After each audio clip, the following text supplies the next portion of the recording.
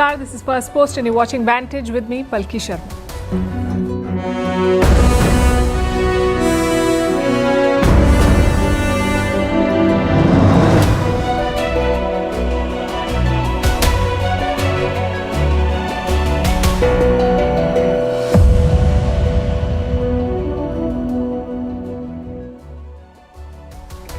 It's a big week in geopolitics.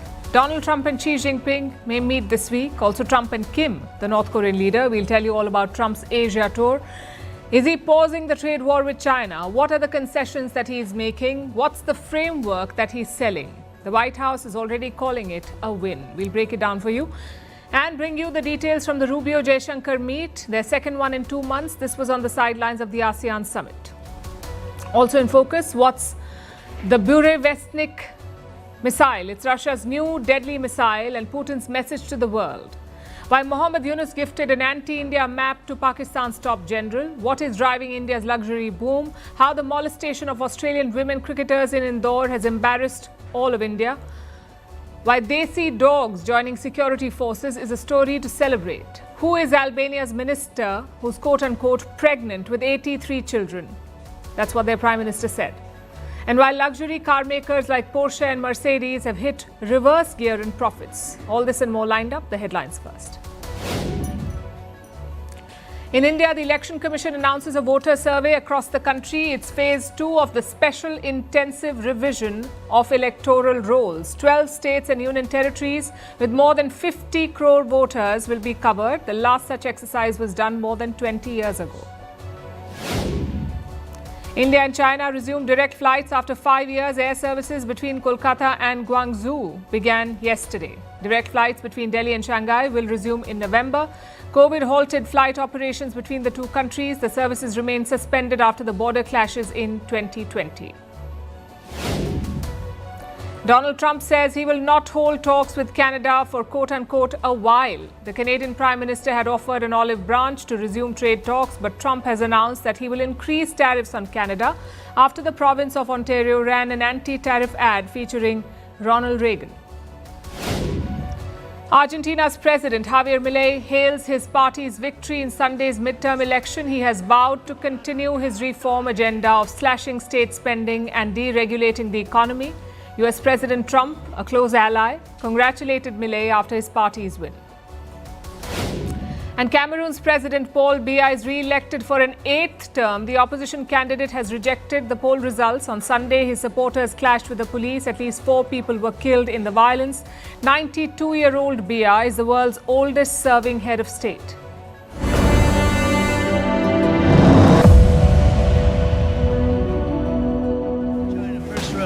China, 67%. That's tariff.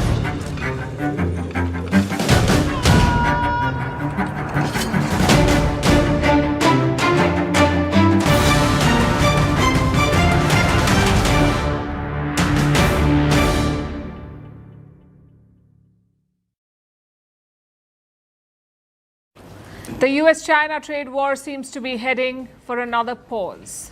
Donald Trump is in Asia. He's set to meet Xi Jinping on Thursday. Ahead of that meeting, American and Chinese officials met in Malaysia. This was on the sidelines of the ASEAN summit. Trump was there too, but he did not attend this meeting. It was his Treasury Secretary who took the lead. And what was the outcome? Well, there's no deal yet. All they have for now is a framework, a temporary truce of sorts, and an agreement to keep talking. It's successful framework for the leaders to discuss on Thursday. We discussed trade, rare earths, the fentanyl, TikToks, and the overall relationship between the two countries. That was Scott Bessent. He is the US Treasury Secretary. He's leading the negotiations for America. He calls the framework successful. But when you go through the fine print, you see a different story. The US is quietly stepping back from many of its hardline positions. Number one, the threat of higher tariffs is gone. Trump wanted to raise tariffs on China. He had threatened an additional 100% tariff. Trump wanted to punish China for restricting rare earth supplies to the US. And this has been a contentious issue. the rare earths. China has been using rare earths as leverage. It has restricted supplies to the United States. Beijing even cracked down on secondary supplies. It reached out to countries like India. China asked countries like India for a guarantee that they won't buy from Beijing and ship those supplies to the US. Obviously, Trump did not take this kindly. He threatened a fresh round of tariffs. They were supposed to kick in on the 1st of November, but now they're off the table, at least for the moment. So that's the first concession from the US. Trump will not impose more tariffs. What about the existing trade curbs? That's where Washington made its second concession. It may ease some of the chip exports to Beijing. There's no official communication on this yet, but American officials have been dropping hints. They say they have found a way to balance the trade deficit with China. How? By selling more goods from the US. So those are the two concessions from the United States of America. They're going easy on the tariffs and they may lift some export curbs. What is the US getting in return? Not much. China has not made any significant climb down. For instance, on rare earths, China has curbed supplies to the US like we just mentioned. It has now agreed to delay the curbs. So at best, it's a pause. It's not an assured relief. Second, China promised to buy more soybean from the US. Now, this is politically significant for President Trump. His key constituencies are farming states, states like Iowa, Illinois, and Indiana. They are key vote banks for Trump. They produce soybean. China was their biggest buyer. When China stopped buying, it hurt these states. Now Beijing could resume, but again, there's a catch. China has made this promise before, a promise it did not keep. So the US would be wary. Apart from rare earths and soybean, there's also the deal on TikTok. Trump wants it to be American-owned. He wants TikTok in American hands. His team says a final agreement will be consummated this week. That means a formal transfer of TikTok's US operations to an American-controlled entity. But even this deal has been dragging on for months. TikTok is facing a ban in the United States. They have been given an extension 4 times. They have time till December to transfer operations. And I guess that's the biggest problem with this framework. Nothing is set in stone. There are no deadlines, there are no clear commitments, and the language is vague.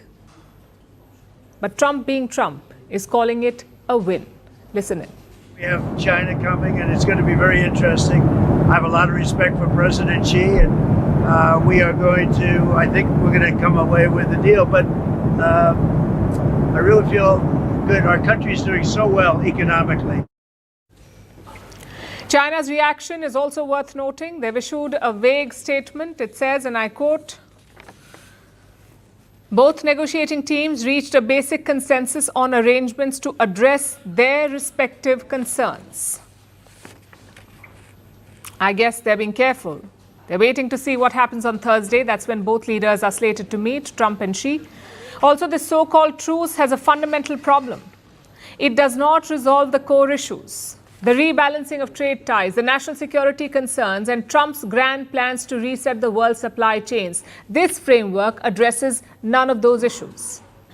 It fails to lay out the path ahead.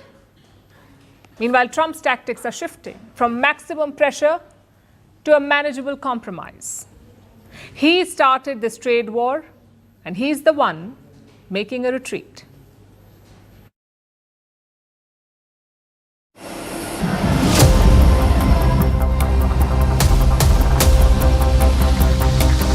I'm not used to that when I do these deals. Usually there's a lot of hatred. They like each other.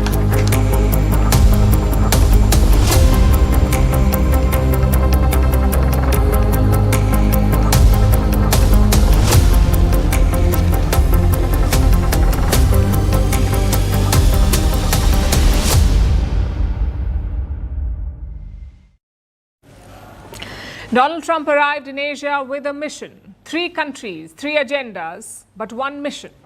To remind the world that he is the deal maker in chief. We'll start with Malaysia. It was the first stop and arguably the most theatrical.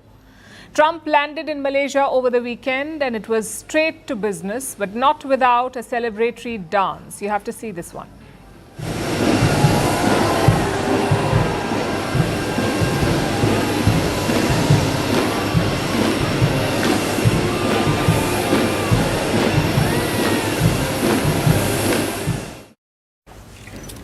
The first agenda item was a signing ceremony. It involved Thailand, Cambodia, and the host nation, Malaysia. Thailand and Cambodia inked a ceasefire. The White House called it a historic peace accord. The two Asian neighbors, Thailand and Cambodia, have been at odds since July this year. They have an old border dispute. It flared up briefly, and it ended under US pressure. It ended after Trump threatened sanctions and tariffs. So a peace deal was brokered. This is a momentous day for all of the people of Southeast Asia as we sign a historic agreement to end the military conflict between Cambodia and Thailand. Trump got the credit, and here in Malaysia, he grabbed the headlines too. For the US president, it was proof that the art of the deal still sells, even if the ink on the paper masks the cracks. The other thing on the agenda was the ASEAN summit. That's why Trump was in Malaysia in the first place, for the ASEAN summit. ASEAN stands for the Association of Southeast Asian Nations. It is a regional grouping of 11 countries. ASEAN was formed in the year 1967 as a Cold War buffer.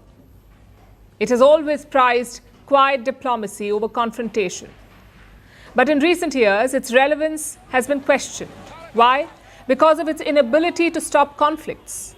Whether it's Myanmar civil war or the South China Sea disputes, ASEAN has failed to resolve them. It is often seen as a talk shop.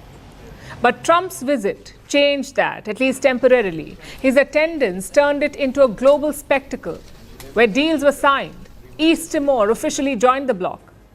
East Timor is Asia's youngest nation. The country won full independence only in 2002, and now it is part of the ASEAN, making it a grouping of 11 nations now. That led to emotional speeches, teary applause, and even some banter and jokes. The world needs leaders who promote peace strongly, and to achieve that, you have to break some rules, as you did today. When President arrived, he asked me to join him in the car. I said that's against the security and protocol rules. And he was delighted to break the rules, and I... A nice ride. It was a nice ride. And we share a lot of things in common. I was in prison, but he almost got there. It was a rare moment of unity, especially for a region that often struggles to find common ground. But behind the smiles and speeches was Trump's diplomacy, a signature blend of pressure and persuasion. He followed with trade announcements, new US deals with Thailand, Cambodia, and Malaysia, all seen as rewards for cooperation. The message, you could say, was unmistakable: make peace, get business. And Asian economies were happy to play along. Trump left Malaysia boasting of, and I'm quoting, boasting of hundreds of billions in investments. The figures are vague, but the symbolism was enough. My message to the nations of Southeast Asia is that the United States is with you 100%, and we intend to be a strong partner and friend for many generations to come. 1 year ago, we were in a different position, but now we're in the best position we've ever been. And from there, it was on to the second leg of the trip, and that's Japan. Trump arrived in Tokyo to a carefully choreographed welcome. He was greeted by Emperor Naruhito. The US president even sported a gold tie. The two leaders met at the Imperial Palace.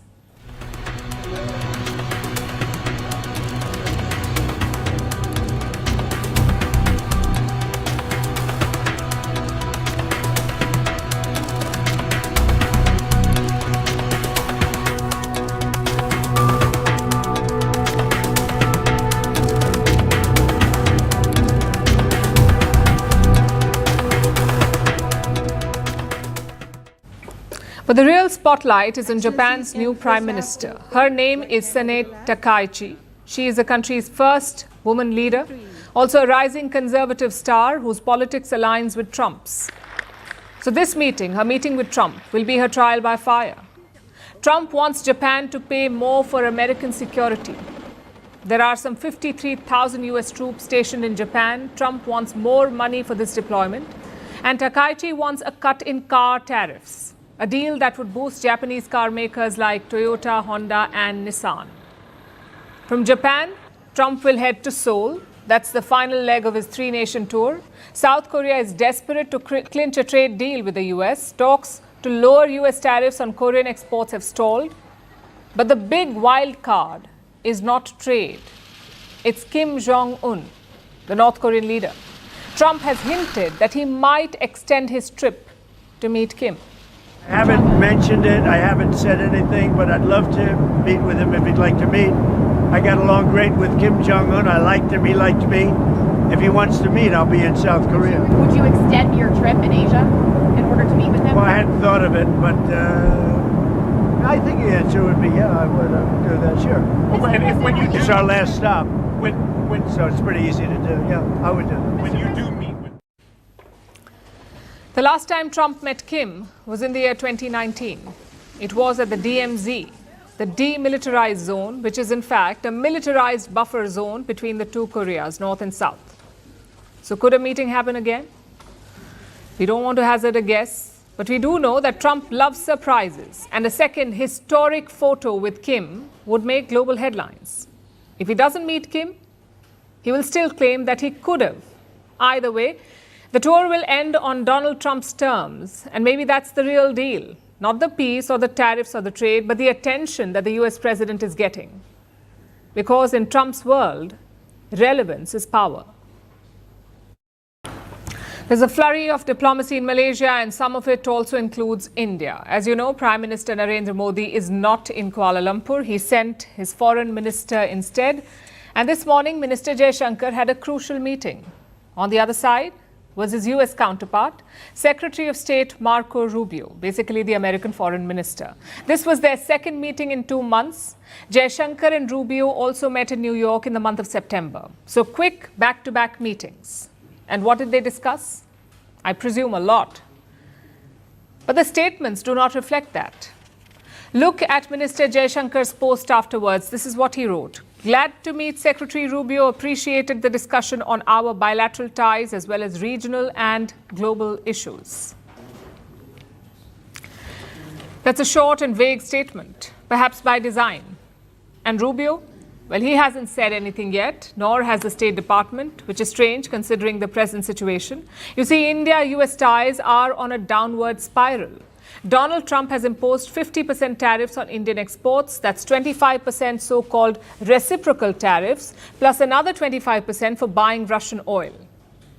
Both sides are quietly working on a mini trade deal, but Trump is making random claims. He says India has promised to stop buying Russian oil. That's a claim that India has not confirmed yet. And that's the first problem between New Delhi and Washington. The second problem is Pakistan. Trump says he negotiated a ceasefire between India and Pakistan this summer.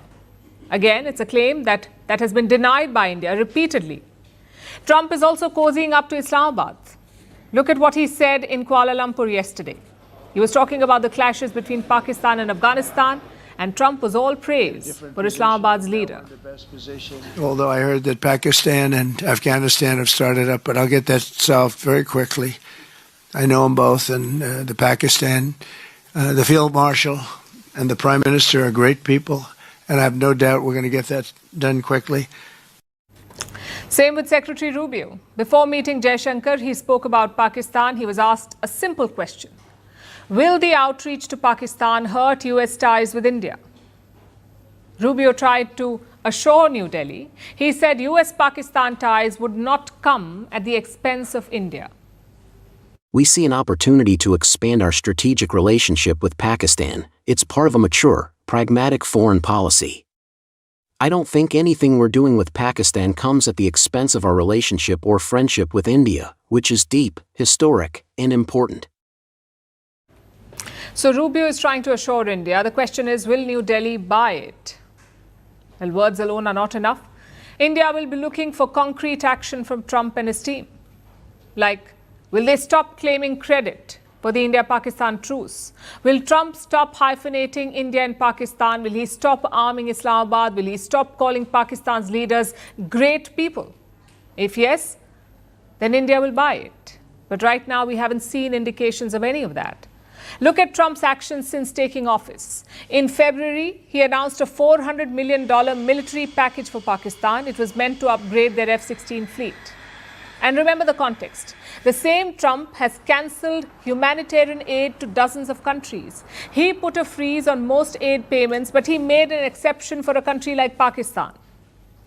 And Islamabad will be angling for more. Just look at their Prime Minister, Shehbaz Sharif. His favorite pastime is praising Trump. Let me read out from his message today. My deep appreciation to President Donald Trump for his instrumental role in advancing peace through the Kuala Lumpur Accord, the Gaza peace plan, and his resolute efforts for peace and stability in the Middle East and South Asia, saving millions of lives across the globe. Spare a thought for Sharif. At home, he's constantly praising his army chief. Abroad, he's praising Donald Trump. It's like he's stuck in an endless loop of flattery. But like I said, Pakistan will be angling for more. Maybe more US weapons, maybe more US aid, maybe more US political support. And despite what Rubio says, this will worry India. Which raises the big question. How is India handling this situation?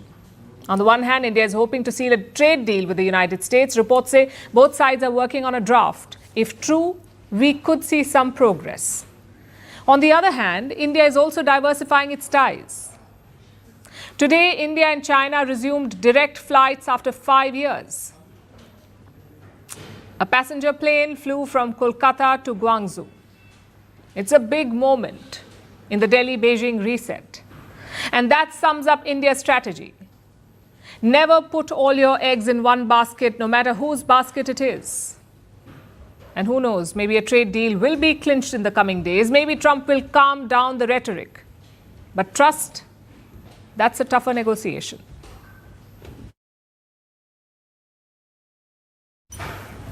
Our next story is from Russia. It has tested a nuclear-powered cruise missile and it's making headlines across the world. The missile is called Burevestnik. One expert describes it, and I'm quoting, as a tiny flying Chernobyl. Russian President Putin announced the test himself. Moscow says the missile flew over 14,000 kilometers. It remained airborne for 15 hours and it ran on a miniature nuclear reactor. This means this missile has virtually unlimited range and the ability to dodge even the most powerful missile defenses. Now, this test has delivered two objectives for President Putin. He's flexing his military muscle and he's extending an invite for a dialogue. Our next report explains why.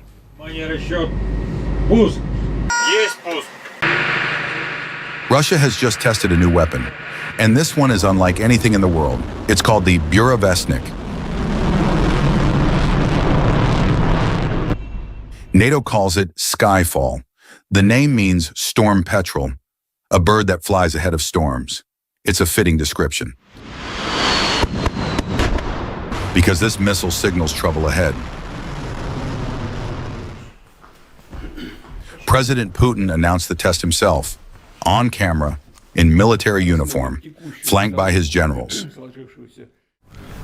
Сколько тысяч километров? 14 тысяч. 14 тысяч. И в воздухе находилось?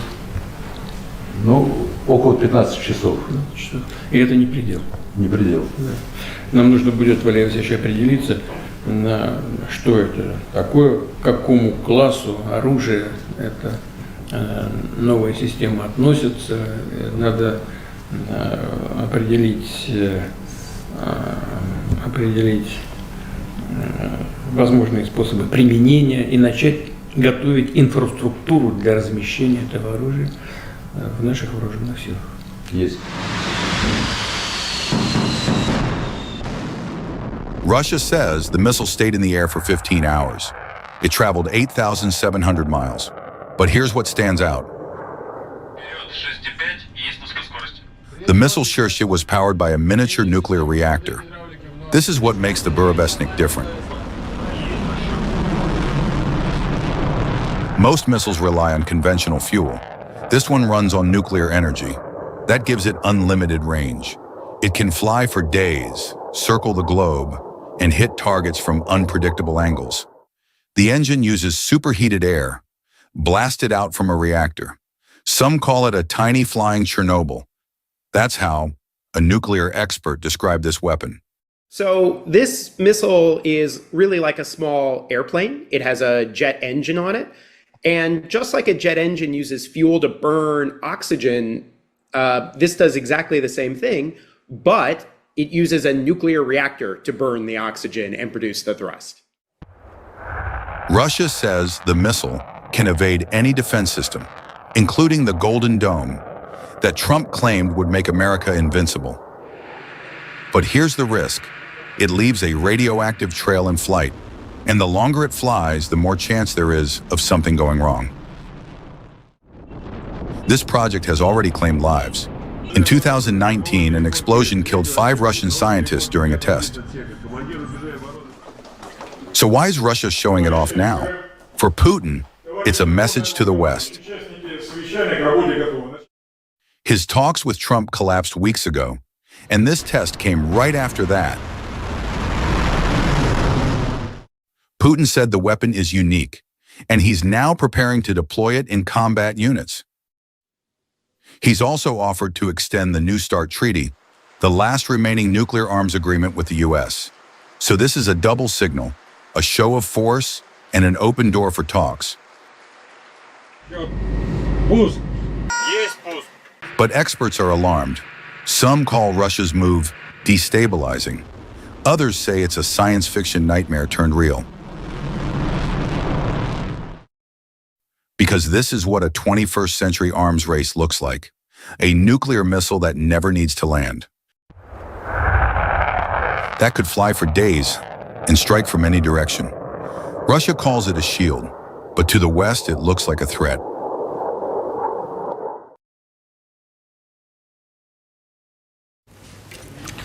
Have you heard of a lame duck in politics? It usually refers to an outgoing leader. They're not contesting elections, they're not staying in office. Such leaders are seen as powerless lame ducks, basically placeholders for the next leader. But try telling that to Bangladesh's lame duck. I'm talking about Mohammad Yunus. He has announced elections in February next year, February 2026. He has no plans of contesting, or so he says, yet he is making far-reaching policy decisions. Look at what he did over the weekend. On Saturday, Yunus hosted a top Pakistani general in Dhaka, General Sahir Shamshad Mirza. He is the chairman of the Joint Chiefs of Staff. On paper, he's more powerful than Army Chief Asim Munir. That's how senior this general is. He also met Bangladesh's Navy and Air Force chiefs. The talks covered a number of issues like bilateral investment, military cooperation and connectivity. And that's Pakistan for you. Their politicians do not drive foreign policy, their generals do. And this is not a one-off either. Multiple defense delegations have traveled from Pakistan to Bangladesh in recent months. Some of them also trained Bangladeshi soldiers. But this was the senior-most delegation. It is part of Dhaka's continued outreach to Pakistan, the same Pakistan that massacred its people in 1971. Under Mohammad Yunus, that history has been brushed under the rug. Instead, it's full steam ahead. Look at all his moves in the last 1 year. Pakistanis no longer need security clearance to visit Bangladesh. Earlier, they would be vetted before getting a visa, but now that's not required. Pakistani officials don't even need a visa. They can simply walk into Dhaka. Yunus has also started a direct maritime route to Pakistan, meaning that ships sail directly from Pakistan to Bangladesh. And this is new. In the past, these countries only had indirect trade. Also on the cards is direct flights. A Dhaka-Karachi route is expected to start in 2 months. And finally, trade curbs have been lifted. Earlier, Pakistani goods would be physically inspected in Dhaka, but that's not mandatory anymore. In this time, political contacts have also grown in the last 1 year. Yunus has met Pakistan's Prime Minister thrice. The most recent meeting happened only last month. He also has a standing invitation to visit Islamabad soon. I guess the obvious question is, what does all of this mean for India? Well, the broader implication is quite clear. Bangladesh used to be a reliable ally for India. They always kept Pakistan at a distance, but now they're gravitating closer to each other. India's Chief of Defence Staff flagged this new nexus. He said it could pose a challenge to New Delhi. Similarly, there is a possible convergence of interest we can talk about between China, Pakistan, and Bangladesh, may have security implications for regional stability and security dynamics. Now to the specifics. How would such a nexus hurt India? Well, the biggest worry is the northeast. Bangladesh shares a long border with India's northeastern states. If they want to, they can foment trouble. And Yunus is fanning those fears. Consider what he did in China recently. He suggested that India's northeastern states were vulnerable. 7 states of India, eastern part of India, called Seven Sisters, they are landlocked country, landlocked region of India. They have no way to reach out to the ocean. We are the only guardian of the ocean for all this region. So this opens up a huge possibility. So this could be an extension of the Chinese economy. Weird thing to say, especially about your neighbor from another neighbor's soil. Clearly, there was malicious intent. This weekend, we saw more of the same. Yunus gifted a book to the visiting Pakistani general, and look at the cover art. It shows a distorted map of Bangladesh. Why distorted? Because it includes parts of India's northeast. Surely this is not some accident. State gifts are discussed and deliberated for long. It's impossible that no one flagged this issue. So there's a good chance it was done on purpose. And India should be ready for this challenge. In the past, this border has been a security nightmare for India, whether it's weapon smuggling or drug smuggling or illegal migration or even infiltration. The only good news is this: a new government will be elected in Dhaka in February. Perhaps they will be more pragmatic in their approach. Until then, expect the lame duck to keep flapping.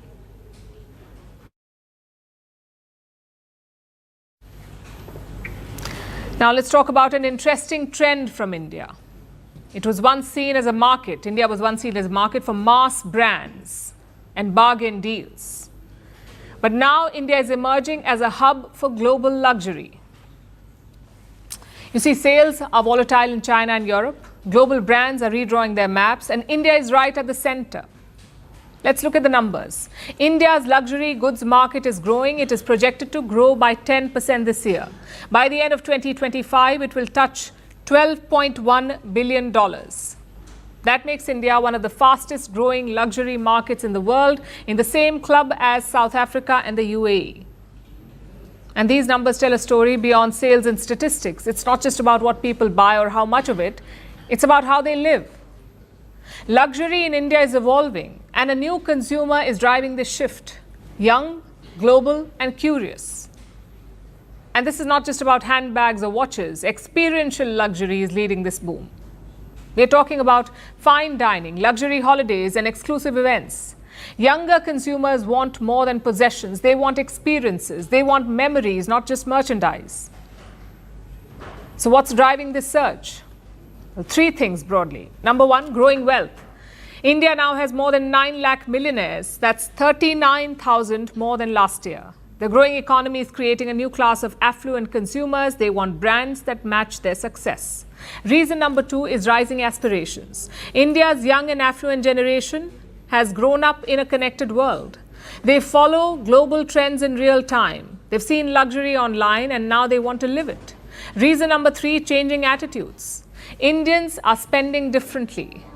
They're no longer just purchasing a product, they're buying into a lifestyle. And that is changing how global brands sell. The change is visible not just in stores but also on the roads. Premium and luxury cars have seen a surge in sales in India. I'll give you an example. Last year, Lamborghini had its best year ever in India. It sold more than 110 cars. Mercedes-Maybach saw a 145% jump in sales, and all of this is happening at a crucial time.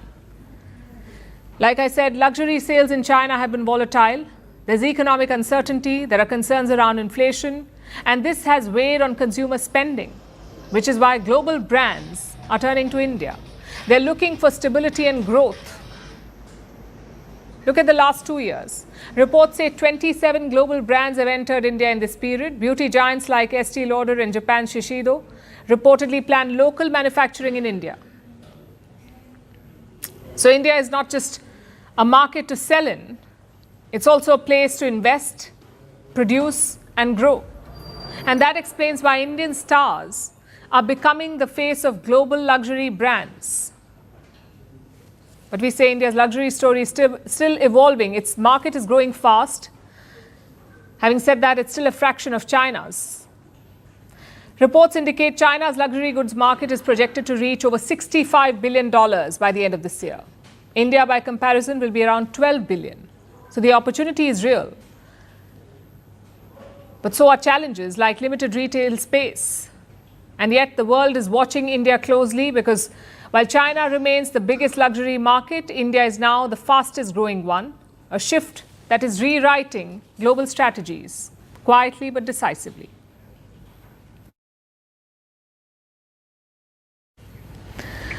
In India, cricket means pride. It's the one sport that we virtually run. It's also the one sport that we ace on the pitch. Our cricket headlines are the envy of the world, whether it's $1 million IPL contract or $1 billion club valuation. But over the weekend, we saw a different sort of headline, a headline that should make every Indian embarrassed. 2 Australian cricketers were stalked and molested in Indore. Imagine that, 2 international athletes, 2 guests of India molested on the streets of our country. First, let me tell you what happened. As you would know, India is hosting the Women's One-Day World Cup. 8 teams are fighting it out for the crown. Last week, Australia faced South Africa in Indore. The match was on Wednesday, and this incident happened on Thursday. 2 Australian cricketers decided to walk from their hotel to a cafe. They were followed by a man on his bike. Both of them sensed that something was off, so they shared their location with their security manager. A few minutes later, the players called him up. They said the man had touched one of them inappropriately. And when they resisted, he fled. Soon the team arrived at the location. They escorted the 2 players back to their hotel. Later, the police got involved. They nabbed the assaulter by the end of the day. But our story does not end here. In fact, it only starts here. The Indian Cricket Board has condemned what happened. Let me quote from their statement. This is what the BCCI said. This is a deeply regrettable and isolated incident. India has always been known for its warmth, hospitality, and care towards all guests. We maintain a zero tolerance policy towards such acts. So the Indian board is calling it an isolated incident. But is it? Sexual harassment is far from isolated. It's a daily reality for many women. And yes, foreign tourists are targeted too. In 2023, almost 240 crimes against foreigners were logged. That's 24% up from the year before, and 27 of them were of rape. This year, we've seen multiple such cases. In the month of March, an Israeli woman was gang raped in Karnataka. That same month, a British woman was raped in Delhi.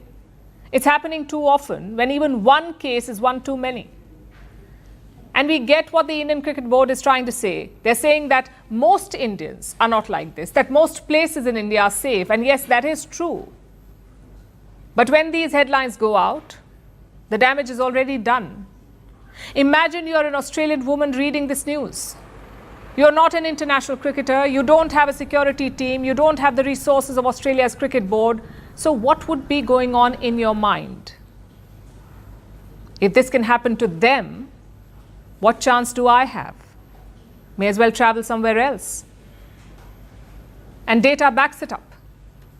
Think back to what happened in late 2012. India witnessed one of its worst rape cases. A woman was gang raped on a moving bus in New Delhi. She eventually succumbed to her injuries. It was a top story across world media. Thousands of Indians hit the streets in protest and outrage. Do you know what happened the next year? Foreign tourism fell 25% in the first quarter of 2013, and the number of female tourists was down by 35%. So India needs to address this crisis, and now is the time to do it. India is hosting the 2030 Commonwealth Games. We're also bidding for the 2036 Olympics. These are multinational events with thousands of athletes, so safety is non-negotiable. And frankly, it should not matter what event we're hosting. Safety should be non-negotiable anyway, for Indians, for foreign travelers, for everyone. I'm sure those Australian players came to India with hope and joy. It's a shame that they will leave with this trauma.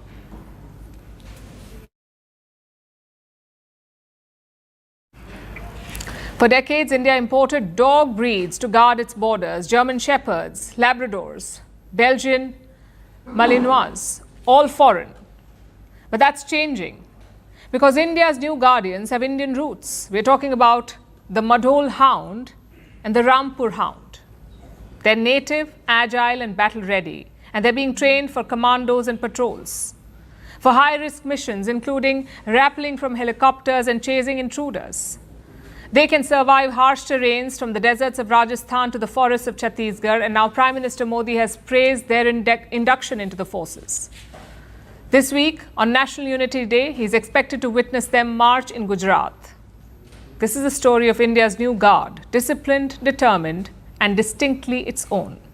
Here's our report.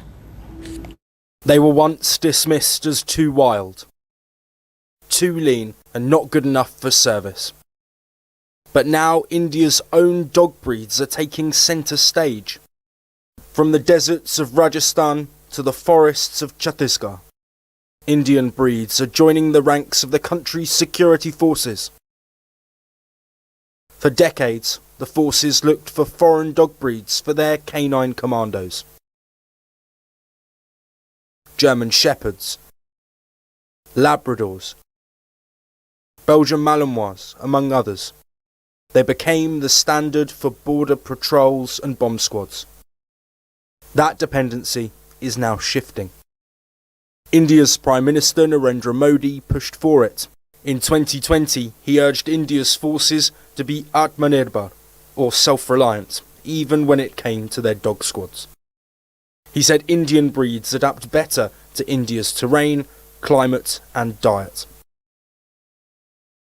And 5 years later, that call has turned into action. At the Border Security Forces National Training Centre for Dogs, a quiet transformation is underway. Over 150 indigenous dogs, Rampur hounds and Madhol hounds are being trained for real combat. They slither down from helicopters with commandos. They raft through rivers. They patrol India's borders. And they also operate in Naxal-affected areas. Officials say these breeds are proving more resilient and better adapted to local conditions than many imported breeds. They also note better disease resistance and suitability to Indian climates. The Rampur Hound, bred centuries ago by the Nawabs of Rampur, is built for stamina. It is reportedly capable of running more than 20 kilometres without rest. The Madhol Hound, native to Karnataka's Deccan Plateau, was once used by Maratha armies. It's sleek, sharp-eyed and incredibly agile. Both breeds were once fading away, but now they're being re-evaluated for what they truly are. Their comeback is being led by training centres in the Indian cities such as Bengaluru and Meerut. Manuals have been rewritten. Training now combines old instincts with new technology. Prime Minister Modi has praised this shift publicly on Sunday. He said BSF and CRPF have made commendable progress in deploying Indian breeds. Prime Minister Modi noted that at the 2024 All India Police Duty Meet, a BSF model named Rhea beat several foreign breed dogs to win Best Dog at the meet. He also added a CRPF dog, also indigenous, reportedly detected 8 kilograms of explosives in Chhattisgarh last year. Each of these successes, he said, showed that India's native breeds can match the world's best. Now, the Prime Minister will see that progress for himself. On October the 31st, during the National Unity Day, a full contingent of Indian breed dogs will march past him in Gujarat. But this isn't just about ceremony, it's about changing perceptions, with Indian breeds no longer playing second fiddle to their foreign counterparts.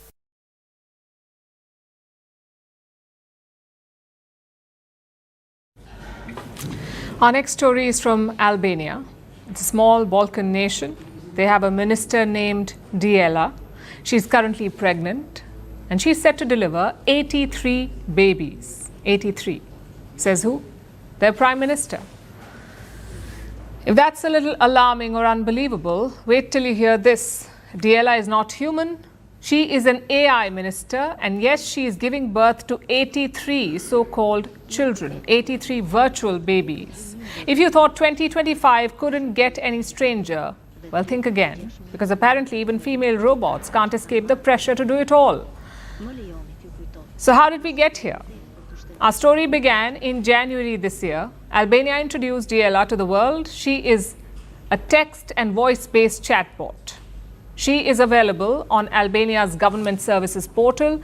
Diela was built in collaboration with Microsoft. Her job was simple: help citizens access official documents, answer bureaucratic questions, and streamline government paperwork. Basically, all the stuff that humans hate doing. Then in September, Diela got a promotion. She got the position of Minister of State for Artificial Intelligence. She became the world's first AI cabinet member. What was the logic behind it? Albania kept it simple. You can't bribe an algorithm. You can't threaten it either, unless, of course, you decide to unplug it. But jokes aside, this country has long been plagued by corruption. So Diela was like a ray of hope, a minister immune to human vices. And all of this was fine until this announcement was made that Diela was pregnant. The news was declared by Albania's Prime Minister himself. His name is Edi Rama. He says his AI minister would give birth to 83 virtual assistants. And what would they do? Well, they'll be assigned to each MP of his party, the Socialist Party. Each of these so-called children will act as a digital aide. They will attend parliamentary sessions, they will take notes and even remind MPs of whom to counter-attack in debates. Think of it as ChatGPT meets Parliament. But there's a small problem.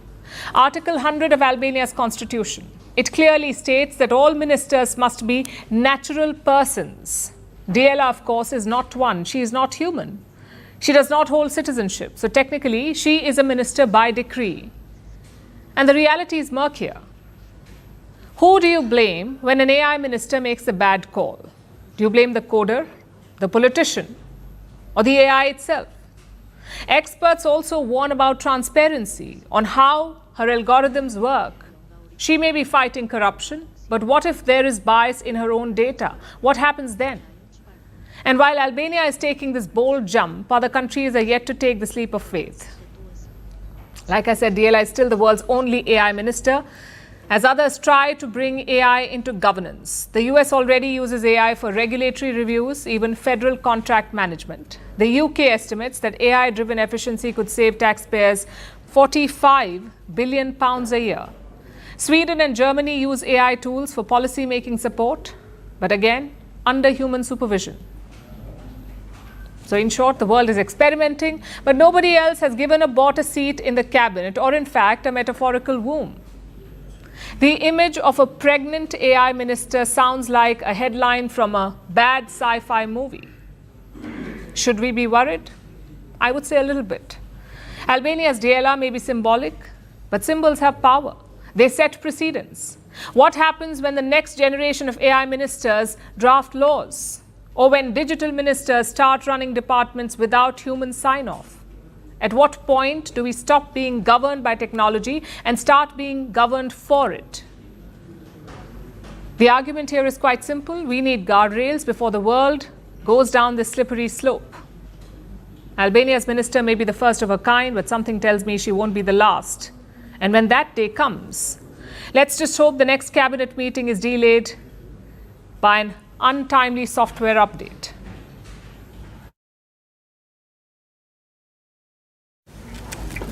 The world's biggest luxury car makers are hitting the brakes. We're talking about brands like Porsche and Mercedes. They bet heavily on electric cars, but that bet is unraveling. Sales are falling, costs are surging, and profits are sliding. In China, demand has dipped. In the US, new tariffs are eating into margins. Even Europe's elite brands are feeling the shock. Porsche has posted its first loss since going public. Mercedes sales are down across key markets, and others, from Lamborghini to Maserati, are slowing their electric vehicle plans. The dream of electric luxury has crashed into a harsh market reality. Our next report has more. It was supposed to be the golden age of electric luxury. Porsche promised record profits. Mercedes and other car makers chased the same dream. But that dream has now hit a wall. This quarter, Porsche posted a loss of $1.1 billion. Its profit reportedly plunged nearly 99%, its first negative result since going public in 2022. For a company once earning billions of euros in just a few months, that's a staggering fall. And the reason lies in one word: electric. Porsche bet big on EVs. It poured billions into battery projects and electric models. But the gamble didn't pay off. Demand cooled. Costs soared. The company scrapped plans for an in-house battery plant. It delayed several new EVs. Sales plunged across some of the major markets, including China. In the United States, tariffs pushed up prices. And enthusiasm for luxury EVs began to fade. Now, Porsche is cutting jobs, rolling back expansion, and shifting focus back to hybrids. And Porsche isn't alone. Mercedes-Benz has also taken a hit. Between July and September, it sold 12% fewer cars than last year. Sales in the United States dropped by 17%. In China, its largest market, they fell by 27%. Tariffs in the US have made imports more expensive. Meanwhile, competition in China has turned brutal, led by domestic EV makers like BYD and Xiaomi. Mercedes' profit margins have fallen sharply, and its battery electric sales have stalled. They were same compared to a year ago. Across the luxury segment, the story is the same. Electric vehicles are proving expensive to make, consumers are hesitant to buy, and regulators are softening earlier deadlines for phasing out petrol cars. Experts say many luxury car buyers still want the thrill of a roaring engine, not the quiet hum of an electric one. Lamborghini has read the signs. The company says its next big launch, the Lanzador, may not even be fully electric. And it's not the only one stepping back. Stellantis' Maserati brand late last year dropped plans to develop an all-electric supercar.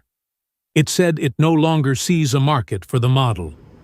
Across the industry, the message is clear.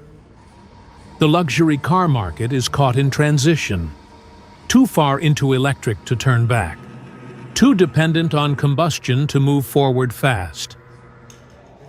For Porsche, 2025 is feared to be their rock-bottom. Executives hope profits will recover next year. But for now, some of the world's most glamorous car brands are learning a hard truth. The road to electrification isn't smooth. It's steep, costly, and full of turns no one saw coming.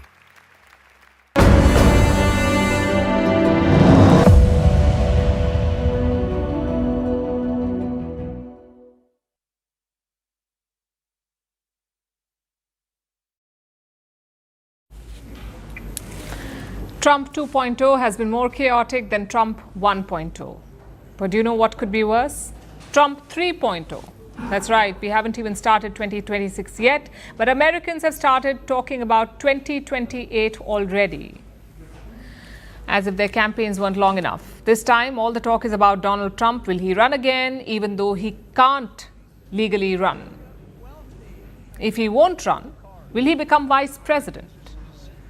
Frankly, I think a third term is more likely than a vice presidency because Trump is not the kind to play second fiddle. At least the internet is having fun with it. could run as the vice president. Yeah, I'd be allowed to do that. Is it the White House or the White House counsel do your legal position? No, you'd be allowed to do that, but I wouldn't. I wouldn't. I think it's too cute. Yeah, I would rule that out because it's too cute. I think the people wouldn't like that. It's too cute. It's not. It wouldn't be right.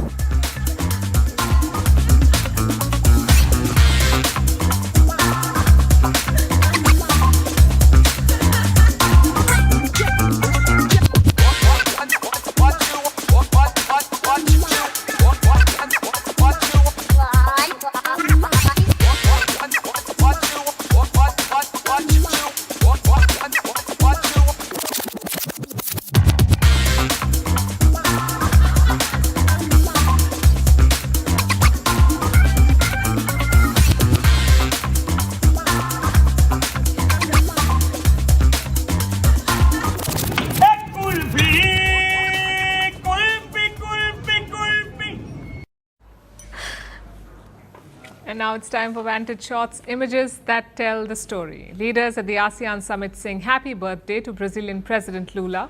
The new Irish president impresses crowds with her football skills. And Day of the Dead celebrations open with a parade of skeletons in Mexico City. Finally, we're taking you back in history. On this day in 1978, Egypt's Anwar Sadat and Israel's Menachem Begin won the Nobel Peace Prize. They were honored for their groundbreaking peace talks. The talks led to the Camp David Accords and later a historic peace treaty between Egypt and Israel. We're leaving you on that note. Thank you for watching. We'll see you tomorrow.